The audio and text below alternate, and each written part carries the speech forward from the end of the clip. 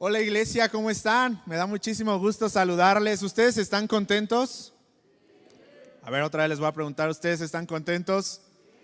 Los que nos están viendo por transmisión, ¿están contentos? Me da muchísimo gusto poderlos ver, poder estar aquí con ustedes. Y la verdad es que yo estoy muy contento, pero me gustaría que nuestra alegría podamos contagiársela a aquellos que nos están viendo por transmisión. ¿Y les parece si les damos un fuerte aplauso a los que nos están siguiendo por transmisión, por favor?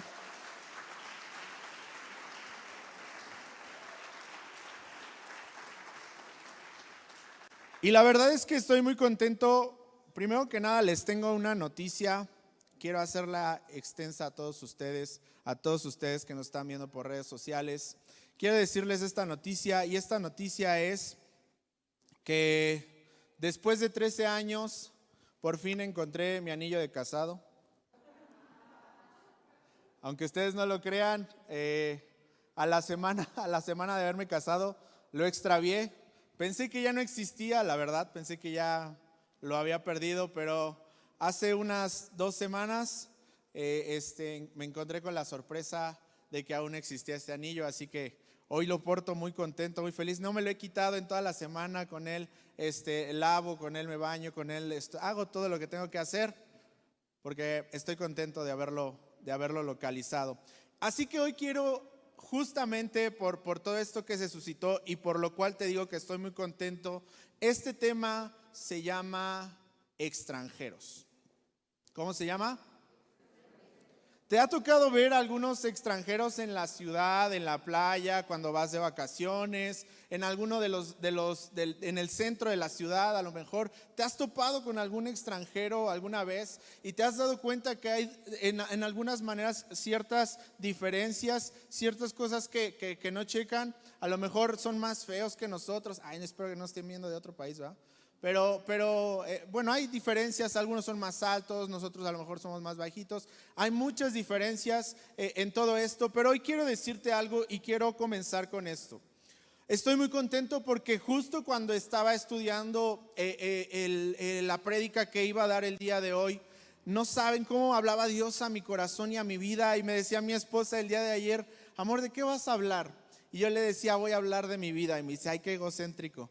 Y no, es que la realidad es que esto que estuve estudiando de verdad me hizo recordar el amor y la pasión que Dios tiene por nosotros. Así que yo quiero preguntarte, yo no sé si tú te has sentido extranjero, pero yo me he sentido extranjero, no sé allá en línea cómo se han sentido. Yo a veces me he sentido como un extranjero. ¿Y cómo se siente un extranjero? A veces se siente diferente, ¿no? Cuando llegas a un país diferente, te sientes diferente porque ves que las facciones de ciertas personas son diferentes a las tuyas, a lo mejor el color de los ojos. Un extranjero también muchas veces se siente señalado al ser mirado de una manera diferente, al ser a lo mejor visto por otros, y nos causa intriga o nos causa extrañez muchas de las cosas de los extranjeros, que señalamos las cosas o las diferencias que vemos. Otra de las cosas que viven los extranjeros es que a veces cuando vas a otro lugar que no conoces, hay desconfianza en tu corazón o en tu vida, y no sabes qué debes de hacer. Cuando vas a otro país o cuando vas a otro estado, muchas veces te dicen: ok,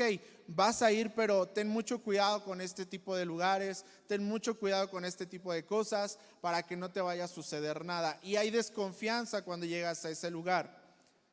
¿Por qué te digo todo esto? Como extranjeros, muchas veces nosotros aún dentro de casa, y esto te lo digo porque yo así lo viví, dentro de casa nos sentimos muchas veces como si fuéramos extranjeros. Muchas veces dentro de casa nos sentimos como si no perteneciéramos, incluso dentro de nuestra propia casa.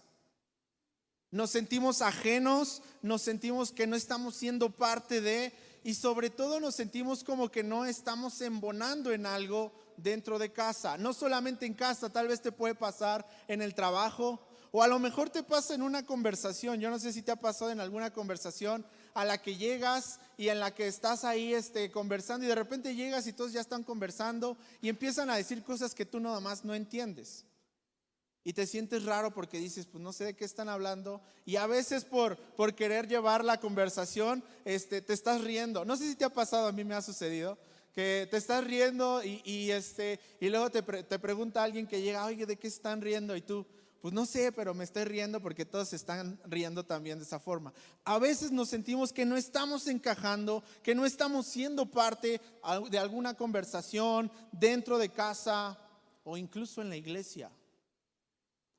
A veces estamos aquí en la iglesia, sabemos que esta es nuestra casa, sabemos que este es el lugar al que Dios quiere traernos, pero nos sentimos como extranjeros porque no nos sentimos que somos parte de, no nos sentimos como cuando un mexicano, que por cierto he estado viendo algunos videos en donde hablan de que los mexicanos lo que más tienen es orgullo por su patria. Es que la defienden. A lo mejor aquí ya internamente todos nos tiramos por todos lados, pero fuera, nosotros como mexicanos representamos al exterior una parte o una personalidad muy patriótica.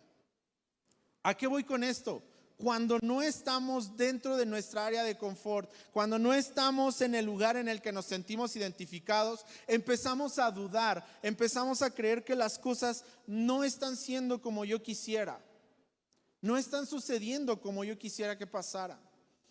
Y hay un personaje que escribió un evangelio y un libro que se llama Hechos, que fue uno de los mejores libros que habla acerca de las primeras iglesias.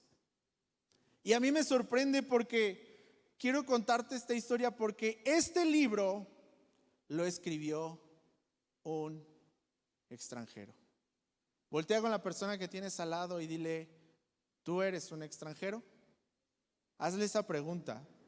No le contestes sí, no, tú nada más dile, ¿eres extranjero? ¿Quién era extranjero que escribió en la Biblia? Hay un evangelio que se llama Lucas o que lo escribió Lucas y él era extranjero. Para muchos no sabíamos o a lo mejor no entendíamos o no conocíamos que Lucas no era judío.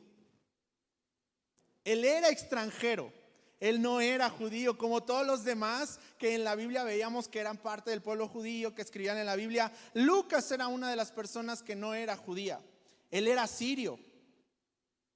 Y si lo investigas te vas a dar cuenta que él era sirio, no era judío, era gentil, porque así se les conocía en ese tiempo a las personas.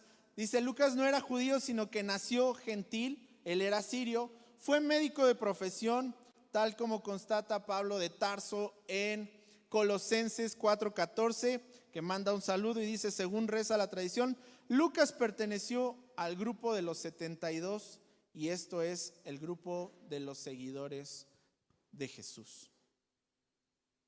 Un hombre que yo no me imagino cómo se ha de haber sentido al saber que podía o tenía la opción o la oportunidad de escribir un libro de la Biblia no siendo judío, un extranjero.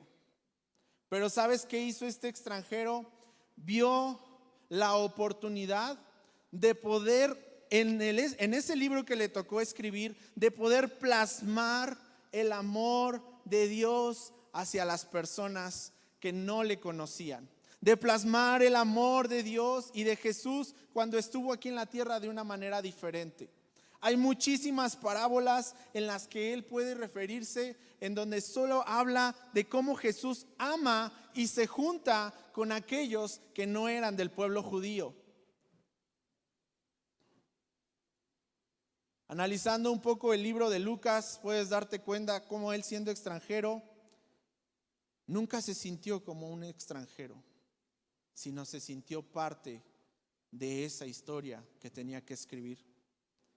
Un hombre que sabía que tenía una identidad, un hombre que sabía que tenía libertad y un hombre que sabía que tenía salvación. A veces en el día a día, cuando vamos caminando en la iglesia y en las cosas que hacemos, y sobre todo con este tema de pandemia, nos empezamos a sentir extranjeros incluso en casa. Yo no sé si te ha pasado, pero los primeros meses cuando estábamos encerrados, muchas veces no conocíamos la rutina del día a día de la esposa, de los hijos o del esposo. Pero ahora que todos tuvimos que estar en un mismo lugar, la situación cambia. Y empiezas a vivirlo de una manera diferente. Empiezas a ver que tus hijos realmente se esfuerzan en la escuela o tienen que entregar tareas. Hoy me ha tocado, trabajamos en el área de adolescentes, y me ha tocado ver a muchos chicos estresados y complicados porque el tema de tareas, de entrega de trabajos, de exámenes, cuando ahora es en línea, ha sido muy complicado para toda esa generación, para toda esta generación. Pero también está la generación de las mamás que antes tenían el tiempo de poder hacer las cosas cuando ellas estaban solas y los hijos en la escuela, pero ahora están los hijos en casa, pero ahora también se suma el esposo a la casa, y eso empieza a traer una situación en la que empezamos a sentirnos ajenos y extranjeros a nuestra propia casa. Y yo no sé si a ti te ha pasado, pero a mí me sucedió. Y me sucedió en esta temporada que empezaba a sentirme como un extranjero en mi casa, como alguien que no estaba perteneciendo a ese hogar. ¿Y a qué me refiero con esto? No me refiero a que ya no me sentí identificado con las personas con las que vivía. No, para nada de eso. Sino que llegó un momento en el que me daba cuenta que todo lo hacía de manera automática. Me levantaba, desayunaba, hacía mi trabajo, veía a mis hijos, y estaban mis hijos ahí, y estaba mi esposa ahí, pero ya ni siquiera le encontraba el valor a saber que los tenía en casa, a saber que podía disfrutar de ese tiempo con ellos, a saber que podía cruzarme de la cocina a la sala, de la cocina al comedor, y por lo menos saludarlos, sonreírles, hacerles un guiño, empujarlos, jugar con ellos. Porque esta situación empezó a hacernos pensar que somos extranjeros y ajenos a lo que realmente Dios nos ha llamado a hacer, a lo que realmente Dios ha dicho que somos. Y comenzamos a vivir de manera automatizada, comenzamos a vivir de manera automática, en donde solamente vamos haciendo las cosas porque entendemos y razonamos que así deben de ser, pero ya no las disfrutamos. Vamos a la iglesia y estamos en la iglesia porque entendemos que es algo que necesitamos, pero ya no lo disfrutamos de la misma manera. Y entonces comenzamos a vernos como extranjeros en nuestra propia casa y en nuestra propia iglesia. Ya no nos sentimos parte de, sí levanto mis manos y canto, pero siento que ya no estoy compenetrado con el hermano que está al lado, la hermana que está al lado, cantando juntos, levantando nuestras manos, orando unos por otros, clamando unos por otros, sino que solamente venimos de manera automática. Y muchas veces podemos sentirnos de esa manera. Y yo me sentí así. Me sentí como esas veces en las que tu esposa te está platicando algo y ya lleva tiempo platicándote algo.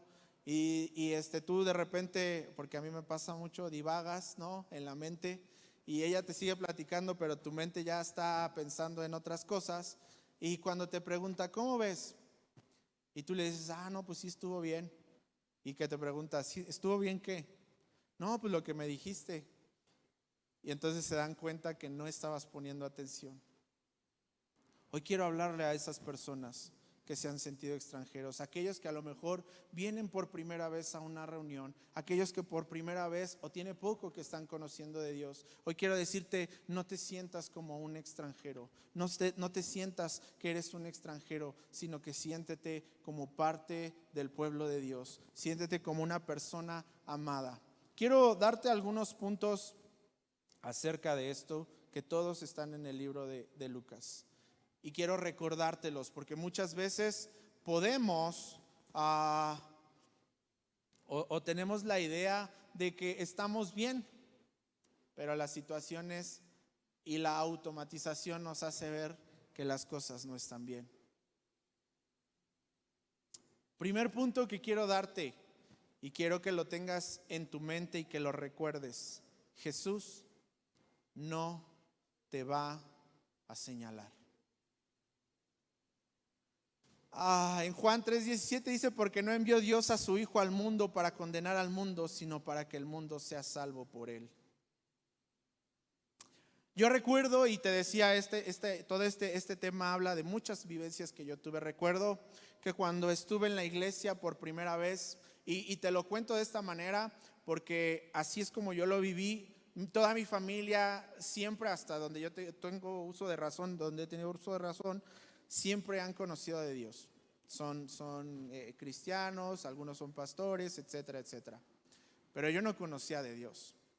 Creía conocer de Dios, pero no conocía de Él.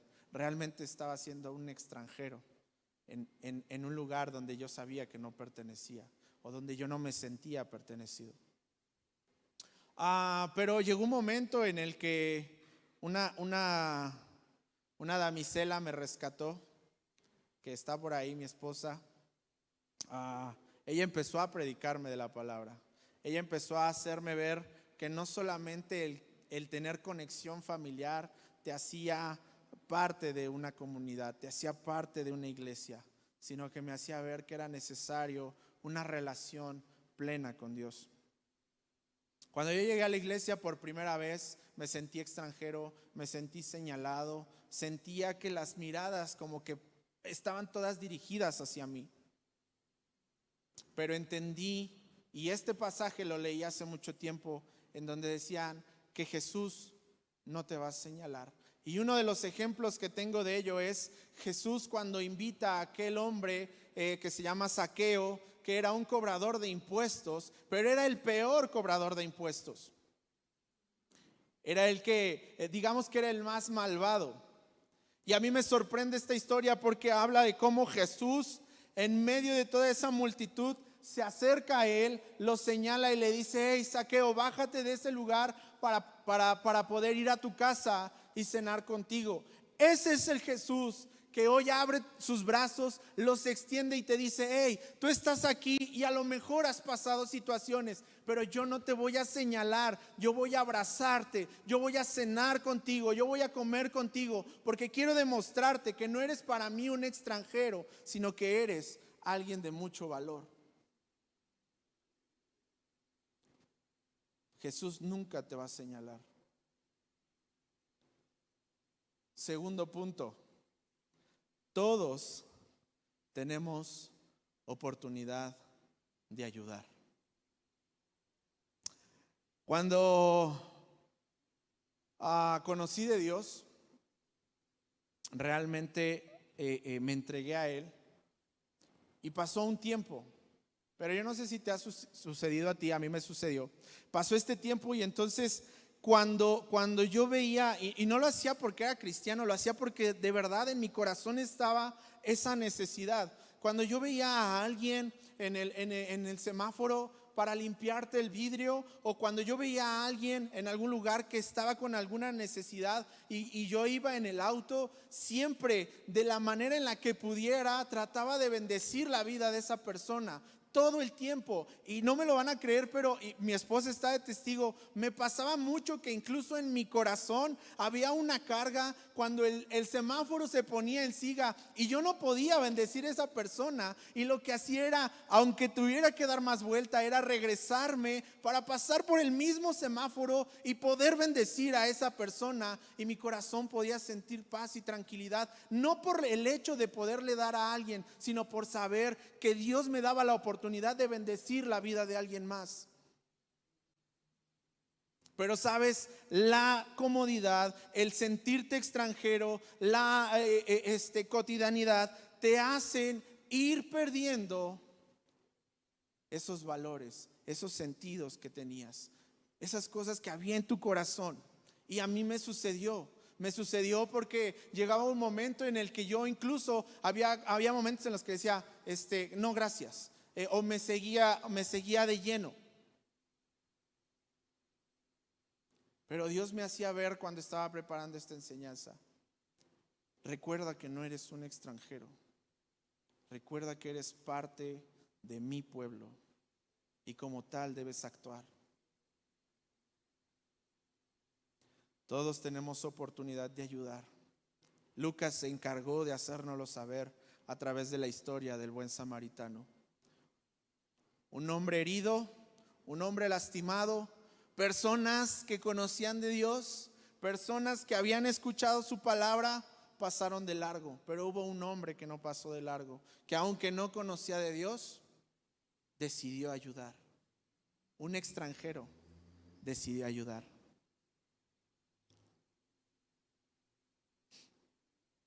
El otro es orar sin cesar. ¿Por qué orar sin cesar? No debemos olvidarlo nunca. En Dios siempre encontraremos respuesta. Dile a la persona que tienes al lado, en Dios encontraremos siempre respuesta.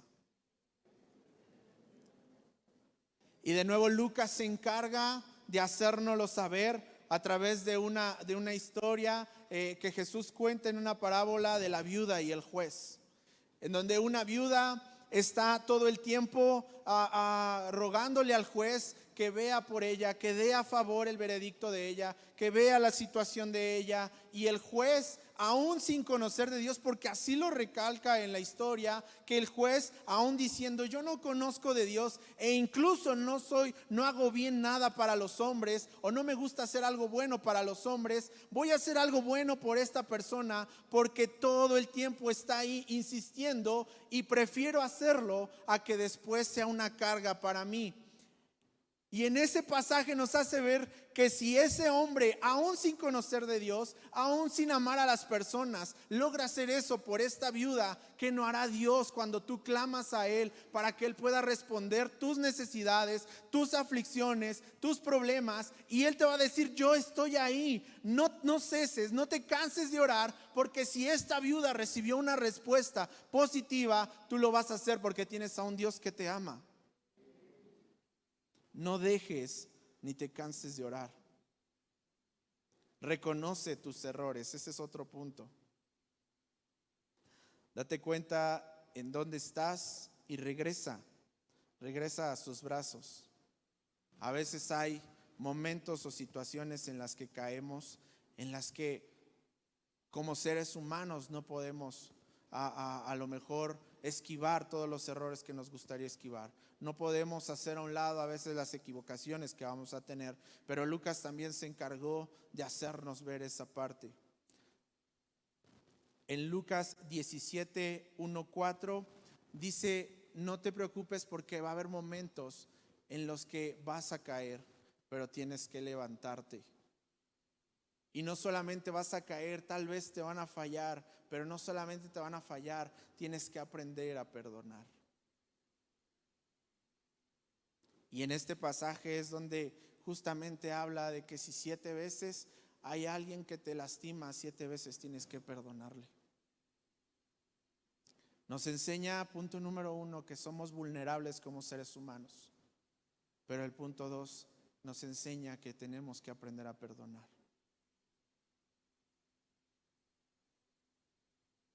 Y hay muchas otras más historias. Sana al siervo de un centurión, un hombre que no era bien visto por el pueblo judío, pero Jesús se encargó de ir a la casa de ese centurión y salvar a su siervo. El buen samaritano. Pero hoy quiero enfocarme y con esto quiero cerrar. Él prefiere ser tu Salvador antes que tu Señor. Y ahorita te voy a explicar por qué. Acompáñame por favor en Lucas 15, del 1 al 7.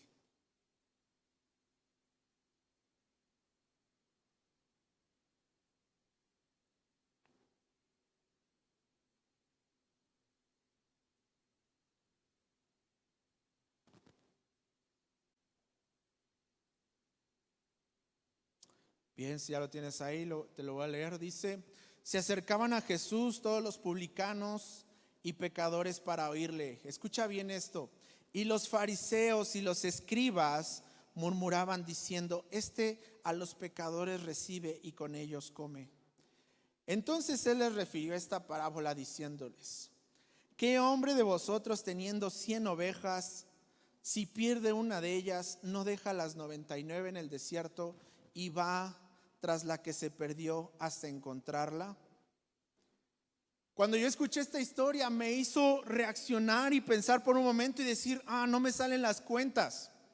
Cuando tú pierdes algo, no sé, vamos a poner un ejemplo, tienes 100 monedas de a peso y se te cae una de a peso y sigues guardando las 99. ¿Dejarías esas 99 monedas en el piso para ir a buscar dónde se te cayó esa moneda de a peso? Por un momento ponte a pensar de esa magnitud y dirías, no, porque no es coherente que vayas a buscar a una cuando tienes 99 que están ahí contigo, que te siguieron, que van hacia adelante contigo. Pero entiendes muchísimas cosas a través de este pasaje y yo lo entendí así. Habla acerca justamente en esta parábola que Jesús hace mención de que hay un pastor con 100 ovejas. Y este pastor va caminando por las montañas, por los valles, y va caminando con las ovejas, y las ovejas siguen al pastor a través de un llamado. El pastor les hace un llamado y las ovejas van a él. Pero en esta parábola habla acerca de que una se quedó. La parábola sigue contando y dice: ¿en dónde está la cultura? Perdón, no es cierto, perdón, me equivoqué. Ok. ¿Qué hombre de vosotros teniendo 100 ovejas, si pierde una de ellas, no deja las 99 en el desierto y va tras ellas? Cuando encontramos este pasaje y nos damos cuenta que este pastor deja a 99 en el desierto y va por una de ellas, nos habla y nos especifica una cosa. Y aquí te lo voy a demostrar. ¿Cómo es posible que cuenta la historia que cuando él llega con esa oveja, que cuando él está ahí con la oveja porque la encuentra la oveja, y entonces dice la parábola que él la pone en sus hombros, la carga y regresa caminando con ella hacia las demás ovejas? Mi pregunta es, ¿por qué? Porque la parábola así lo dice. Gozoso el pastor la pone en sus hombros y va caminando hacia las demás ovejas que dejó en el desierto. Primera cosa, y esto es algo que yo quiero decirte, la cargó. ¿Por qué la cargó? Podría habérsela llevado caminando, ¿no? Podría habérsela llevado la amarra y bueno, ya la va jalando o la va arriando. Pero la cargó. ¿Sabes por qué la cargó? Porque en ese tiempo, y lo estaba yo analizando, lo estaba estudiando, hay dos teorías posibles. La primera es que se pudo haber roto una pata y por eso se quedó atrás y se perdió. Pero ¿sabes algo? Esa teoría no me checa, porque esa teoría habla de un pastor que descuida una oveja y no ve la oveja que se había quedado. Y yo sé que yo tengo un buen pastor. La segunda teoría, entonces, que esta estoy seguro que es la correcta, dice, y esto sí realmente así sucedía en esos tiempos, lo que hacían muchas veces cuando un animal se perdía, lo que hacían era quebrarle la pata y después cargarla como señal, no de castigo, sino para aprendizaje. Yo te aseguro que cuando esta oveja, después de regresar con las 99 y sanar, no más se iba a volver a perder, porque sabía que había una consecuencia. Y algo sí tengo bien claro, que tenemos a un Dios que nos ama, y porque nos ama nos corrige. Pero ¿por qué te digo que Jesús, que Dios más que ser, o que Jesús más que ser tu Señor, Él desea y anhela ser tu Salvador? Cuando la historia cuenta que cuando Él regresa con las 99, no solamente está Él feliz, sino que lo anuncia a los demás y les dice: hey, estoy muy gozoso porque regresó la oveja que se había perdido. Y abajo dice que para el Señor, te lo voy a leer, y al llegar a casa reúne a sus amigos, vecinos, diciéndoles: gozaos conmigo porque he encontrado mi oveja que se había perdido. Os digo que así habrá más gozo en el cielo por un pecador que se arrepiente que por 99 justos que no necesitan de arrepentimiento.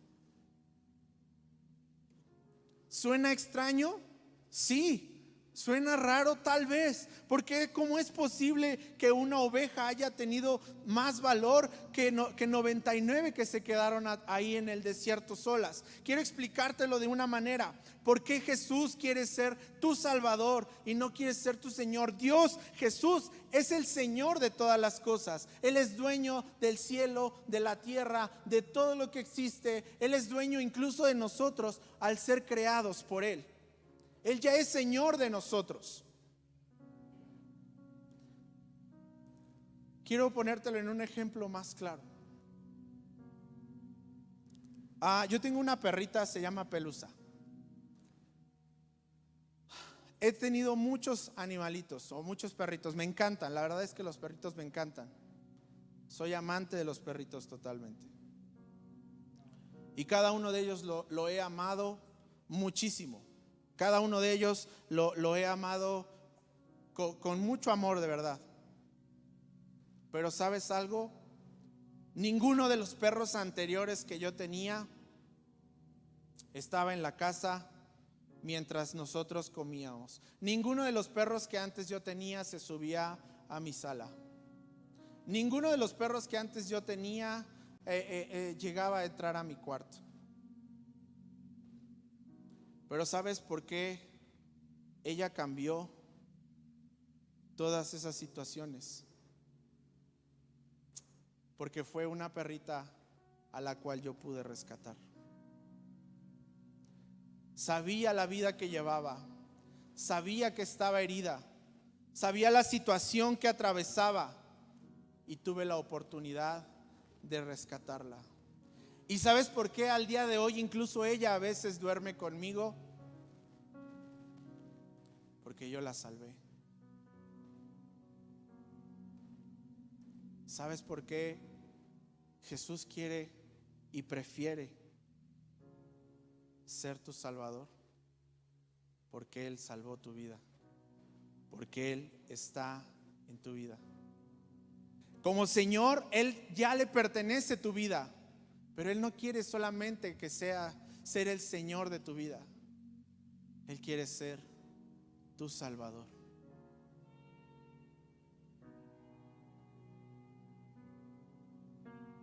Este pasaje me enseña que como extranjero, como tal vez alguien que no merecía ni un sacrificio ni el amor, llegó un hombre que cambió esa historia. Y hoy quiero recordarte eso. Quiero que te pongas de pie, por favor.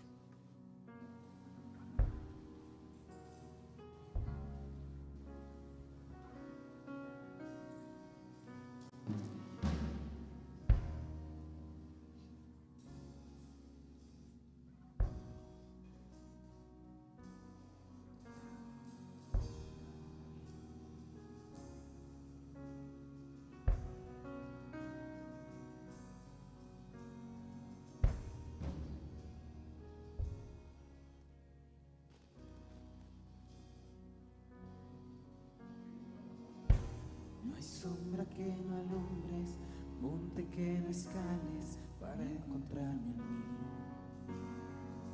No hay pared que no derrumbes, mentira que no rompas para encontrarme a mí. Acompáñame entonando esta canción. Monte que no escales para encontrarme a mí. No hay pared que no derrumbes, mentira que no rompas para encontrarme a mí. No hay sombra que no alumbres, monte que no escales para encontrarme a mí. No hay pared que no derrumbes, mentira que no rompas para encontrarme a mí. No hay sombra que no alumbres, monte que no escales para encontrarme a mí. No hay pared que no derrumbes, mentira que no rompas para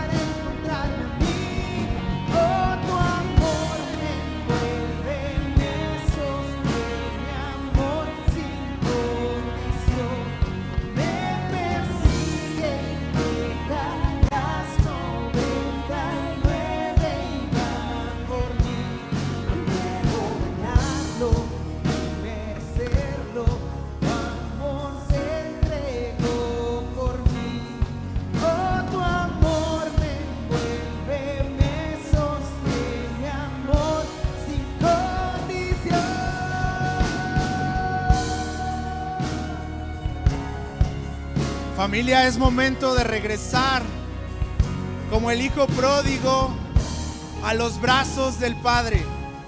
Es momento de reconectarnos al amor que Él tiene para nosotros.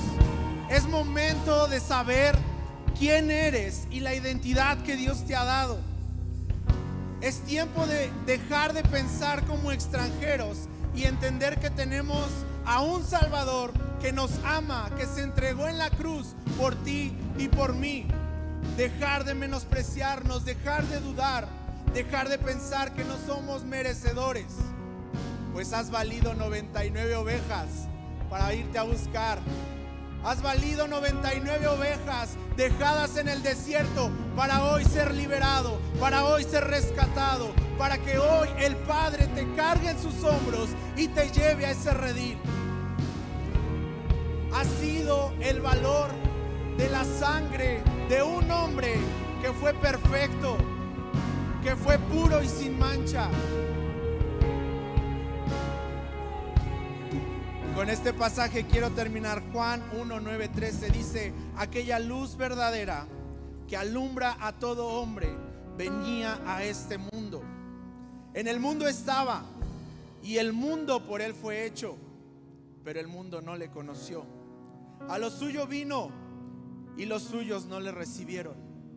Mas todos los que le recibieron, a los que creen en su nombre, les dio potestad de ser hechos hijos de Dios, los cuales no son engendrados de sangre, ni de voluntad, ni de carne, ni de voluntad de varón, sino de Dios. Jesús le dijo a un hombre que estaba siendo crucificado con él: de cierto te digo que hoy estarás conmigo en el paraíso. Ese es Jesús. Ese es Jesús que te ama, que te abraza, que aún no mira tus errores, sino mira lo que puedes lograr. No mira tus fallas, sino mira lo que puedes alcanzar. No mira cómo te puedes equivocar, sino cómo puedes corregir. Nunca olvides que valiste 99 ovejas dejadas en el desierto para irte a buscar y hoy reencontrarte con tu Salvador. No sigas viviendo como extranjero. Vive como un hijo de Dios, porque Él te ha dado esa autoridad. Padre, gracias porque eres bueno. Tu amor, tu favor nos acompaña en cada mañana. Permítenos reencontrarnos contigo. Como aquella viuda, nunca dejar de orar creyendo que tú vas a hacer posibles las cosas. Padre, como aquel hombre Zaqueo que se sentía inmerecido de que tú estuvieras a su mesa, pero fuiste. Enséñanos a saber que nos amas y que nos amas con un amor incondicional, que dejaste 99 ovejas para rescatarnos. Gracias, Dios, por tu amor. Hoy entendemos que ya no somos más extranjeros, sino hijos tuyos. Gracias por recordarlo. En el nombre de Jesús. Que Dios te bendiga, iglesia.